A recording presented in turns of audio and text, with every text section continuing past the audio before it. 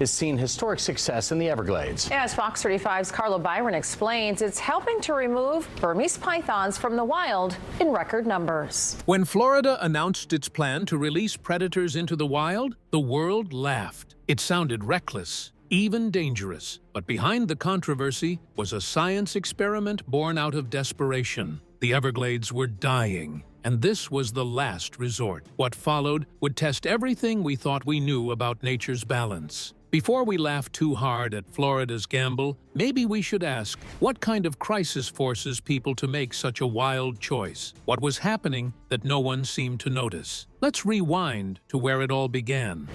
The silent apocalypse. Long before this chaos began, the Florida Everglades looked like something out of a nature documentary. It was an endless green sawgrass stretched toward the horizon, broken only by the shimmer of shallow water. Here, birds soared overhead, raccoons scurried through the marshes, and bobcats stalked the edges of the brush. Life moved in balance, and every creature played its part in a system worth an estimated $31.5 billion each year. It was one of Earth's rare places where wild still meant wild, because no one imagined that balance could unravel so quietly. Now, this story didn't begin with a bang. It started with a storm. In 1992, Hurricane Andrew tore through southern Florida, flattening homes, ripping through communities, and destroying a reptile breeding facility near Miami. When the winds died, a few exotic snakes had escaped into the wetlands. At the same time, overwhelmed pet owners were releasing their once cute Burmese pythons into the wild, thinking they were setting them free. For years, no one paid much attention. Do what I think everybody wants to see is get these Burmese pythons out of the Florida Everglades. There were snakes here and there that seemed harmless, but they weren't. Those early sightings turned into something much darker. As the years passed, the population exploded. What had started as a few released pets became an invasion hiding in plain sight. Now, experts estimate anywhere from 100,000 to about 300,000 pythons slither through South Florida's swamps. During mating season, each female can lay close to 100 eggs. Once they are hidden in the undergrowth, they multiply faster than anyone could track or trap. And now, the Everglades, a paradise once bursting with wildlife, is falling silent. Also, devastating numbers started to evolve. Raccoon populations dropped by 99.3%. Opossums fell by 98.9%, and bobcats by 87.5%. Even marsh rabbits, which are always a common sight, have nearly vanished, and deer sightings have fallen by more than 90% in some areas. What the pythons didn't eat, they displaced. The balance that held the Everglades together was breaking apart. And the worst part? Almost no one noticed. Not until it was nearly too late. Now, we begin to think, why exactly were these snakes unstoppable? Because in Florida, every element of the environment seemed designed to help them thrive. The heat, the humidity, and the endless food supply created a perfect home. With no natural predators to keep them in check, they thrived. Their camouflage made them ghosts in the grass, and nearly impossible to spot. For scientists, it was like fighting an invisible enemy. Each snake removed seemed to be replaced by 10 more. The invaders had found heaven, and they were consuming it. To top it all, these weren't ordinary snakes. They were apex predators capable of swallowing a deer whole. Some grew over 20 feet long and weighed more than 200 pounds. Then, videos of pythons battling with alligators started surfacing, shocking the world. In a food web once ruled by native predators, the python had taken the throne. What once symbolized Florida's wild beauty was now turning into a battlefield, and nature was losing badly. Even so, the economic and ecological stakes went far beyond wildlife. The Everglades, with its $31.5 billion ecosystem value, supports tourism, fishing, and flood control for millions. Yet, every year, the python threat grew. Researchers and hunters have captured over 23,000 snakes, but that's barely 1% of what's out there. The rest remain unseen, silently breeding, spreading, and devouring, and the swamp that once pulsed with life now echoes with absence.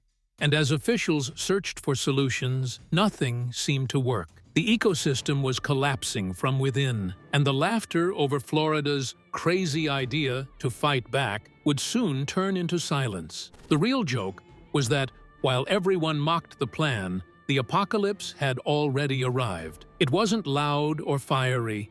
It was quiet, creeping, and all too real. For years, people believed there had to be a way to take the Everglades back. What came next proved how wrong that hope was. Desperation and failure. At first, Florida's response to the python invasion looked like something out of an adventure film. Officials opened the gates to hunters, scientists, and anyone brave enough to wade through miles of swamp in search of the slithering invaders. In 2013, a 10-day event called the Florida Python Challenge that sounded both daring and desperate evolved. Basically, hundreds of people showed up, armed with traps, hooks, and nerves of steel, ready to do what decades of policy couldn't. By 2024, it had become an annual spectacle. That year alone, 857 participants from all across the U.S. and even Canada showed up to take on the Everglades' most notorious residents. They captured 195 Burmese pythons, capturing headlines and a round of applause from the public. The winner walked away with a $10,000 grand prize, hailed as a hero in the fight to save Florida's wild heart. For a moment, it felt like victory might finally be within reach. But, as it turned out, the numbers hid a darker truth. A year later, the 2025 competition broke new records. The top hunter, Taylor Stanberry, caught about 60 pythons. This was literally the highest total in the event's history. Altogether, participants pulled out 294 snakes, a figure that sounded huge until you realized how small it really was compared to the estimated tens of thousands still slithering free. The Everglades wasn't healing, it was gasping, and the pythons were multiplying faster than anyone could count. To make up for the shortfall, the state brought in professionals. The South Florida Water Management District hired 24 elite hunters, paid hourly to stalk the swamps year-round. These weren't weekend adventurers. They were career python chasers, armed with everything science could offer. Still, the snakes always seemed one step ahead. So Florida tried something new, which was high-tech warfare. Engineers designed robotic rabbits that gave off heat and scent to trick pythons into striking. Dog teams were trained to sniff out reptile scent trails. Drones hovered above the wetlands, scanning for movement. And wildlife biologists even attached GPS collars to raccoons and possums to track where predators might be lurking. Some of the boldest experiments involved using scout snakes, fitted with tiny radio transmitters, to lead researchers to hidden breeding females. It was an ecological chess game, one humans were determined to win. Yet, the harder they fought, the faster the snakes seemed to spread. Since 2017, contractors have removed over 23,000 pythons from the wild. It sounds exceptional until you learn that experts believe that's less than 1% of the total population. Even massive removal campaigns barely made a dent. Every time a hunter pulled one out, dozens more hatched somewhere else. It was like trying to empty the ocean with a bucket. The frustration was hard to hide. Years of effort, billions in funding, and an endless list of experiments had led to the same sobering truth, that the pythons weren't going anywhere. The best anyone could do was slow them down. Scientists began admitting publicly what many had quietly feared, which was that full eradication is impossible. These predators had claimed the Everglades as their own, and no one had figured out how to take it back.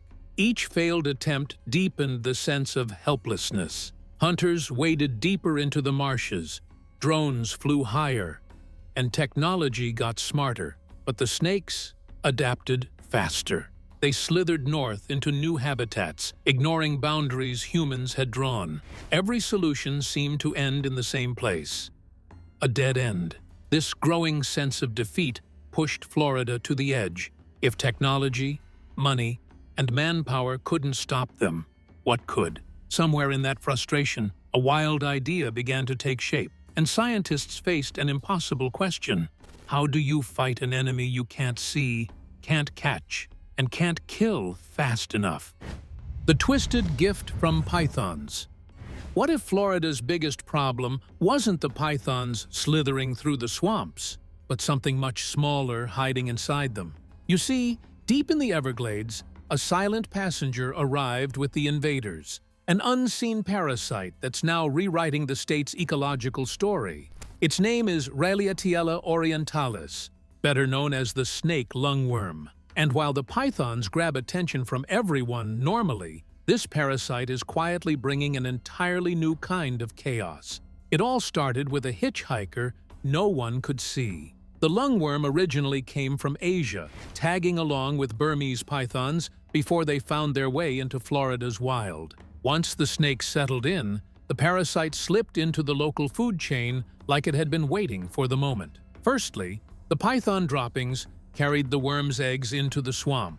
Next, cockroaches fed on the waste. And lastly, lizards and frogs ate the roaches. Then, when native snakes went after those smaller prey, they swallowed the real threat without ever knowing it. Inside the snake's body, the larvae began their journey. They tunneled through the stomach and moved into the lungs, where they grew and fed. For many native snakes, especially smaller ones, this infection is brutal.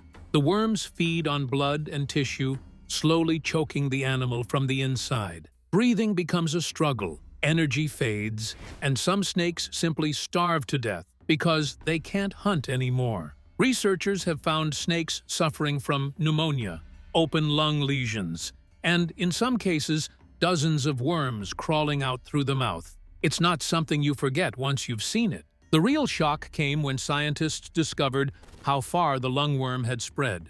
18 native snake species in Florida have already been infected, and the parasite's reach now stretches through dozens of counties. Some reports say as far north as Jacksonville, and even toward the Panhandle. The pythons may have started this, but the lungworm isn't waiting for them anymore. It's moving through Florida's native snakes on its own, and that's the terrifying part. When native snakes die, the balance collapses. Rodents multiply, small predators lose their food source, and the ripple effect shakes entire ecosystems. These snakes are more than background players. They're pest control, prey, and predator, all in one. Scientists fear that even if every python were removed tomorrow, the lungworm would still remain. It's here, alive, and thriving in the very species meant to keep Florida's wild in balance. Florida is deploying robotic rabbits to help capture invasive Burmese pythons in the Everglades. However, there's one strange twist to this story. The Florida cottonmouth, a native pit viper, seems to resist the parasite's attack. No one knows why. Is it genetics? Diet? A natural immunity developed over time? Whatever the reason, it's one of the few hopeful mysteries in an otherwise grim picture. What began as a battle against giant snakes has turned into something far more complicated. An invisible invader is now spreading faster than the predator that brought it here. No cure, no treatment, and no clear way to stop it. Each infected snake means more parasites released into the wild, and every death leaves the ecosystem weaker. Florida's war against pythons was already tough. Now it's fighting an enemy too small to see, and one that's not going anywhere. The state thought it was dealing with a predator problem. Instead, it might be watching the slow birth of an entirely new plague. The deeper the crisis grew, the wilder the ideas became. And one plan in particular pushed the limits of belief: the laughable plan. When the news broke, it sounded like something straight out of a late-night comedy sketch. Florida officials announced they were releasing hundreds of eastern indigo snakes, a native, non-venomous species, into the wild to help fight the state's invasive python crisis. The headline alone triggered a storm. Within hours, social media was flooded with jokes, memes, and disbelief. This is the 9th year state agencies have released eastern indigo snakes back into the wild in the Florida Panhandle. Doesn't Florida have enough snakes already? Fighting snakes with more snakes? What could go wrong? Others compared it to the mongoose disaster in Hawaii, where an attempt to fix one problem ended up creating a bigger one. For many Floridians, it sounded like another episode in the state's long history of strange wildlife decisions. News outlets quickly picked up the frenzy. Some ran headlines that made it sound like a sci-fi movie. Talk shows turned the announcement into punchlines, while anxious residents asked if their pets and children were safe. Even a few wildlife enthusiasts raised eyebrows, questioning if the state had lost its mind. Skepticism spread faster than the snakes ever could. Why would anyone think adding more serpents was the solution? To the average person, it felt absurd, more like a plan doomed before it started. Even a few conservationists hesitated to defend it publicly. After all, the optics weren't great. Florida had spent years trying to kill snakes, and now it was releasing them. The contradictions made the plan an easy target for mockery. What few people realized, though, was that the eastern indigo snake wasn't the villain of the story. It had been the missing hero all along. Once common throughout the southeast, the indigo snake had nearly vanished due to habitat loss and overcollection. Yet, this species held something no one could ignore. It was nature's own python hunter. The indigo eats other snakes, including venomous ones, and it does so without fear. Behind the laughter and headlines, scientists had been quietly working for years on bringing this native predator back. Teams from conservation organizations and wildlife agencies had been breeding indigos in captivity, restoring their habitats, and preparing for a careful reintroduction. What looked impulsive to the public was actually a plan decades in the making. Still, the timing couldn't have been worse. Florida's reputation for oddball decisions made it easy for people to assume this was another mistake waiting to happen. What no one knew was that behind all that noise was a rare glimpse of an old idea resurfacing, using balance, not bullets, to fix what humans had broken. The indigo's return wasn't about chaos. It was about restoration. While critics rolled their eyes, scientists saw something different, which is a chance to bring back a predator that once ruled the ecosystem before the python invasion ever began.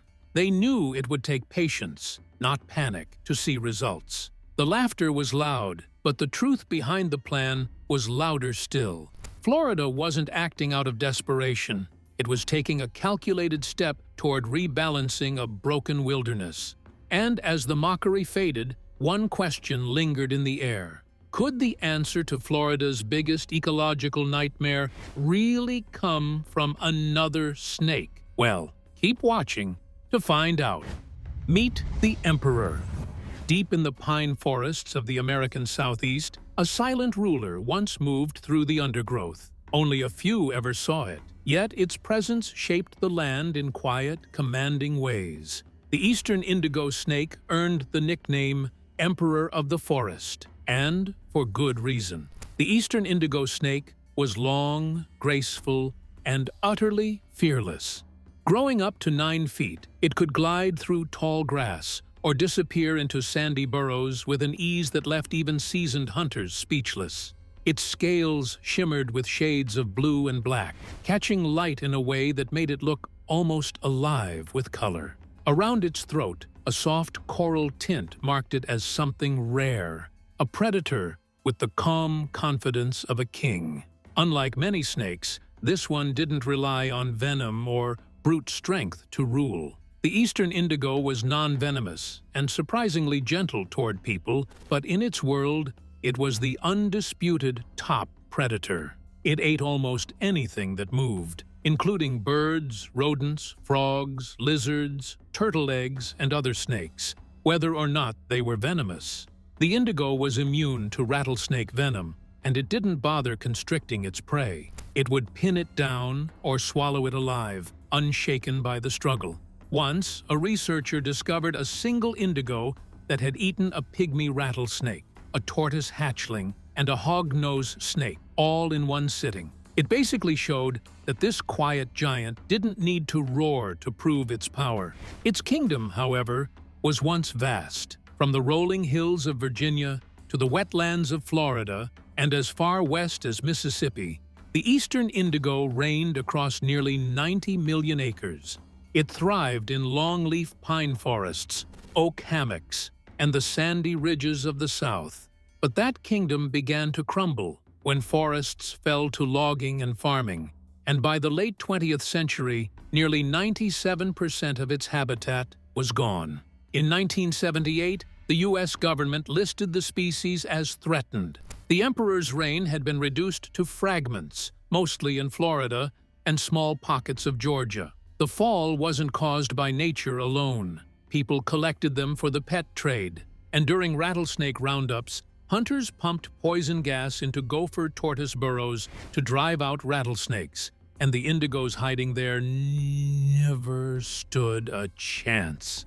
During the Great Depression, when meat was scarce, people dug up tortoises for food and killed the snakes they found with them. Piece by piece, the indigos' world was stripped away until only a few isolated groups remained. Each loss of forest or tortoise burrow was like another brick pulled from the foundation of an ancient fortress. What made this story even more tragic was how deeply the indigo's fate was tied to that of the gopher tortoise. These snakes used the tortoise's burrows for nearly everything, like shelter, nesting, and protection from the cold. Over 350 other species also depend on those burrows, making them one of the South's most vital habitats. So when tortoises declined, the indigos followed. The two species were bound together by survival itself, each one quietly shaping an entire ecosystem that few people ever noticed was disappearing. Snakes are beautiful, and indigo snakes love to eat venomous snakes, which helps keep the ecosystem in balance. And yet, despite near extinction and fewer than 50 known breeding populations remaining at one point, the eastern indigo snake held something extraordinary. It had one trait that could make it more than a relic of the past. It was a natural-born snake hunter, unafraid of venom, unafraid of size. In a region now struggling against invasive pythons, that could mean everything. The emperor's story isn't over. It stands at a crossroads between what once was and what might be restored. It carries the memory of ancient forests and the promise of a balance that could return. As the plan to reintroduce it takes off, one question looms. Can the emperor reclaim its throne and tip the balance? Nature fights back. For nearly 20 years, the Burmese python ruled Florida's wildlands without challenge. The Everglades, once alive with rabbits, raccoons, and deer, had fallen silent under the weight of this giant predator. Every study painted the same bleak picture about native species disappearing, food chains collapsing, and the balance of nature tilting toward chaos. However, one December morning, deep in the wetlands, the story took a shocking turn. Researchers tracking a 13-foot, 52-pound male python named Loki expected a routine update. The snake had been fitted with a GPS tracker as part of a breeding study, and scientists believed he was closing in on a female. What they found instead left them speechless. Loki's body was sprawled in the grass. His massive head was chewed off and hidden under a bed of pine needles. Nobody could pinpoint what exactly had happened. However, a few days later, a trail camera revealed the unlikely culprit, and it was not what anyone expected. A creature, which was a bobcat weighing barely 25 pounds, had taken down a predator more than twice its size. This discovery stunned everyone. Wildlife experts called it a first in Florida's history, where a native bobcat ended an adult Burmese python. For years, these pythons had been the apex hunters, feared by everything around them. Now, suddenly, one of Florida's own had turned the tables. Some speculated that the cold snap had slowed the python, making it vulnerable. Others suggested the bobcat had learned something new, that these enormous snakes could be prey. Whatever the reason, the message was clear that the Everglades were beginning to fight back, And this wasn't an isolated story. Across Florida, cameras and field reports started revealing more evidence of nature adapting. Alligators have been spotted eating smaller pythons, and wildlife footage shows eastern indigo snakes, those same snake hunters once mocked by the public, consuming juvenile Burmese pythons.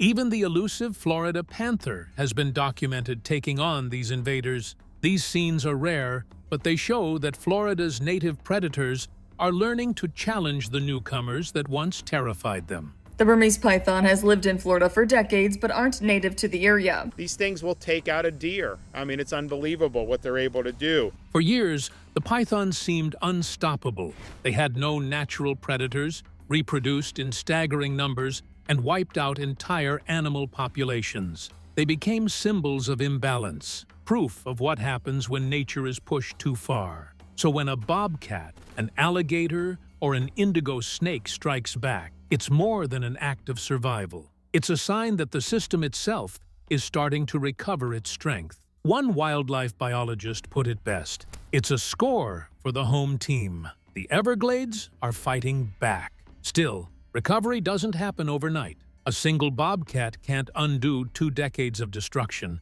and one indigo snake can't erase the damage of thousands of breeding pythons. For every invasive snake killed, dozens more hatch somewhere in the swamp. It's a slow war, measured not in victories, but in small, hard-earned shifts in balance. Even so, each act of resistance matters. Every native predator that learns, adapts, and passes that behavior forward is rewriting Florida's ecological story. The signs are hopeful, yet fragile. Scientists know that adaptation takes time, and time is something Florida's wildlife doesn't always have. Still, for the first time in years, there's proof that the fight isn't one-sided anymore. Nature is responding in the only way it knows, through instinct, adaptation, and quiet defiance. For 2 decades, pythons dominated. Now, Florida's natives were striking back. But was it enough? And what about those released indigos? The miracle. In the autumn of 2023, something extraordinary happened in Florida's longleaf pine sands. At the Apalachicola Bluffs and Ravines Preserve, trail cameras captured 2 wild-born hatchlings of the eastern indigo snake, offspring of previously released individuals. For the first time in nearly half a century, the indigo snake had reproduced in the wild in North Florida. It wasn't survival anymore, it was revival. For years, scientists had done everything possible to keep the dream alive. They bred snakes in captivity, tracked their movements, checked burrows, and hoped nature would take over. Still, progress felt fragile, like holding something too delicate to breathe on. And that changed the moment those hatchlings appeared. When biologists confirmed that one of the young snakes wasn't tagged, meaning it was born outside of human help, it proved the project was working. The indigos weren't simply hanging on. They were living, hunting, and raising the next generation in their own habitat again. It was the kind of moment that made years of quiet work worth it.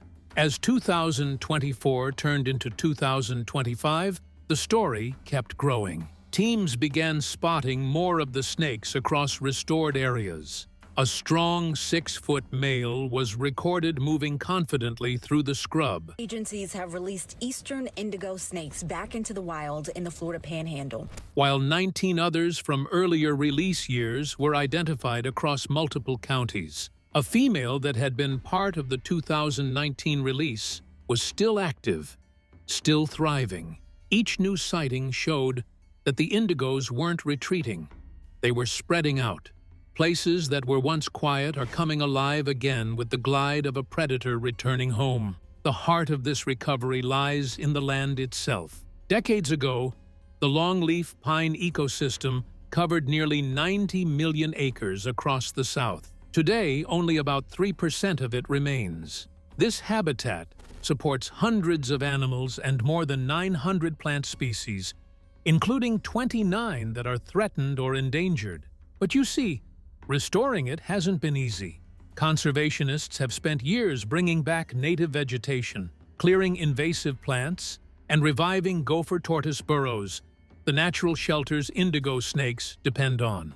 Now, with wild-born snakes crawling through those same burrows, it's clear the land is responding. The ecosystem isn't just being restored, it's beginning to function again. And Florida isn't the only place witnessing this comeback. Across the border in Alabama, similar reintroduction projects are showing promise. 44 snakes were released there in 2025, adding to more than 500 indigos that have now been returned to their native range. Monitoring programs are growing, partnerships are forming, and other states are watching closely, hoping to repeat the success. For once, the blueprint for restoring an apex predator seems to be working. Of course, nobody's pretending this will wipe out Florida's invasive pythons. The indigos can't eliminate them completely. I mean, no single species can. What they can do is change the balance. They eat young pythons, compete for food, and reclaim parts of the ecosystem that had been thrown out of order. It's not a one-snake solution. It's part of a much bigger, more natural fix. In the end, what stunned the world wasn't that the eastern indigo snake could take down a python. It was that a restoration effort, one built on patience, science, and trust in nature, actually worked. For decades, people had believed Florida's wild places were beyond repair, too far gone to recover from human damage. The idea of releasing more snakes into a place already crawling with invasive ones sounded ridiculous. Yet, what seemed like madness became one of the most inspiring conservation success stories in recent history. The irony still lingers because people mocked the decision to release indigos while cheering on python bounty hunters, not realizing that both sides were fighting for the same goal. Hunters focused on control, while scientists focused on balance. And together, they began to restore a system that had fallen apart. What Florida understood early on was simple, yet profound. This means that you can't fix complex ecological problems with simple fixes. You have to rebuild the system piece by piece until it can heal itself. But even as the cameras keep catching new life in motion, can this fragile success grow strong enough to last? And can the indigos establish a population that doesn't need human help anymore? Let us know your thoughts in the comments below. And don't forget to like, subscribe, and share. To enjoy more content like this, click on the next video on your screen.